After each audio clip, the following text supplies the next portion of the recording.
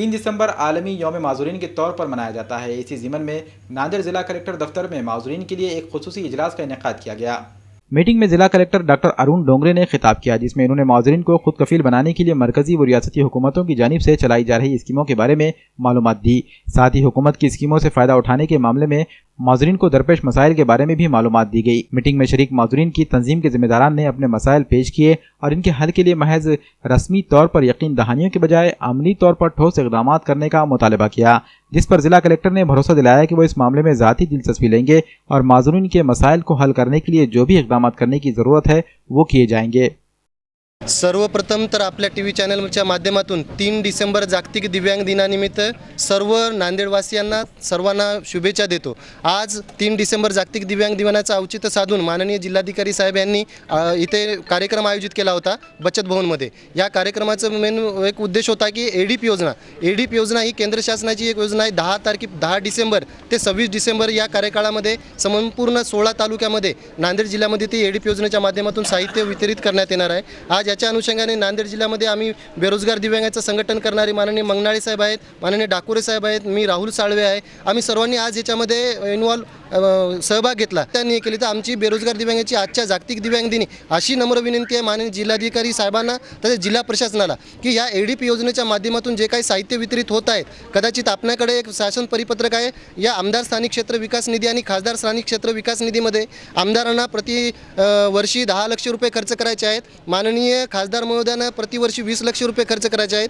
कदाचित या एडीपी योजनेच्या माध्यमातून माझे आमदार महोदय माझ्या बेरोजगार दिव्यांगांना आमदार निधीमधला तसेच खासदार निधीतलं लाभ मिळणार नाही असे कदाचित या एडीपी योजनेचा असं उद्देश नसावा। यासाठी आम्ही इथे आलेलो आहोत। सर्व बेरोजगार दिव्यांग आजच्या या कार्यशाळेमध्ये सहभागी झाले। त्यांना फक्त एकच वाटते की ज्या काही शासनाच्या योजना आहेत, आजच्या जागतिक दिव्यांग दिनी हा बेरोजगार दिव्यांग विविध कल्याणकारी योजनेपासून वंचित आहे। आज स्थानिक स्वराज्य संस्था असेल, नागरी स्वराज्य संस्था असतील, आमदार निधी असेल, खासदार निधी असेल, हा खर्च व्हावा जेणेकरून येत्या वर्षभरामध्ये पुढच्या जागतिक दिव्यांग दिनापर्यंत बेरोजगार दिव्यांगांना कुठलंच आंदोलन, उपोषण किंवा मोर्चा करावा लागणार नाही, एवढी अपेक्षा व्यक्त करण्यात येते।